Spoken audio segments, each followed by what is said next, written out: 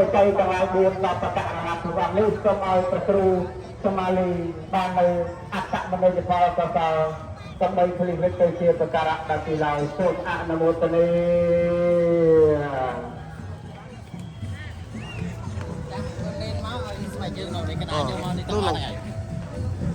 នេះបងធំយ៉ាងនៅក្នុងពេលក្នុងឱកាសនេះជាឱកាសអ្នកខាត់ត្រឹកជាពេលល្អយល់ល្អវេលាល្អសម្រាប់ជាយោមជាពុទ្ធបរិស័ទទាំងឡាយបំពេញនៅទានណាដឹងកសលដាក់ទានដាក់បាតចំពោះប្រសំនៅបច្ច័យទាំងឡាយ4ជីវរៈបច្ច័យបណ្ឌបាតបច្ច័យសេនាសនៈបច្ច័យទីលើទីបច្ច័យរកសេចក្តីមកយើងបានយកនៅថាវិការណាជំនួសឲ្យបច្ច័យទាំងឡាយនេះ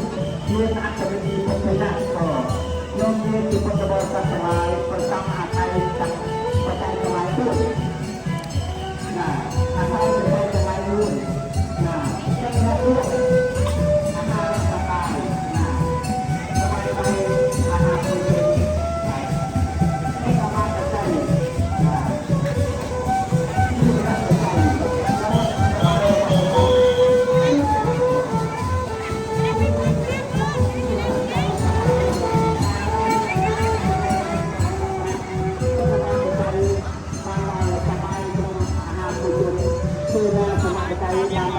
ប្របាត់ណា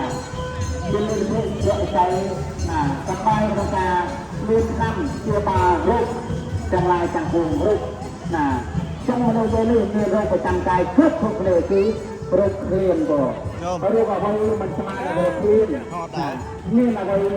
មិនស្មើនឹងមានបញ្ញាចឹងរោគគ្រាមនេះ